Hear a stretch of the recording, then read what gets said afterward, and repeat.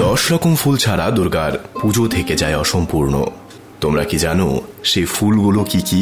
শারদীয় দুর্গাপুজো বাঙালির কাছে শুধু পুজো নয়, এটা ভাব ও আবেগের একটি মিলন মেলা। দুর্গাকে বাঙালিরা ঘরের মেয়ে মনে করেন।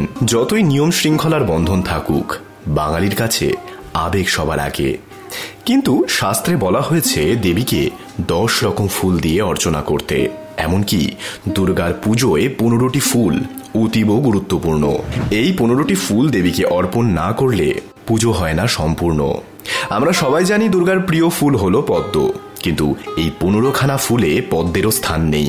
মূলত দুর্গাপুজোর একটি মূল অংশ হলো মানুষ পুজো, যেখানে দেবীকে 15 রকমের ফুল দিয়ে অর্চনা করার বিধান আছে এবং পুরোহিত মানুষ পুজো চলাকালীন এই ফুলগুলোর নাম যথাযথ উচ্চারণ করেও থাকেন।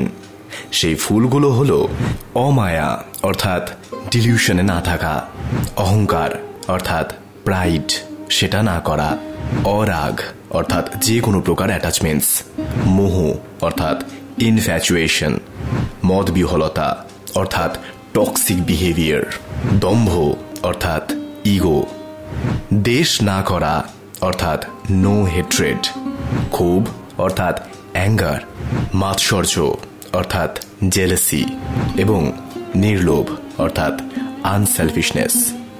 এই 10 পুষ্প ছাড়া দুর্গা প্রীতই হন না, একথা শাস্ত্র বারে বারে বলেছে। এছাড়াও আরো 5 রকম ফুল অর্থাৎ অহিংসা, ইন্দ্রিয় নিয়ন্ত্রণ, জ্ঞান, দয়া এবং ক্ষমা, এই 5 গুণ ফুলের মতো দেবী দুর্গার চরণে অর্পণ করতে হয়, তবেই পুজো সার্থক হয়। অহিংসা পরমম পুষ্পম পুষ্পমিন্দ্রা নিগ্রহ, দয়া পুষ্পম, ক্ষমা পুষ্পম, জ্ঞান পুষ্পম চ পঞ্চমম।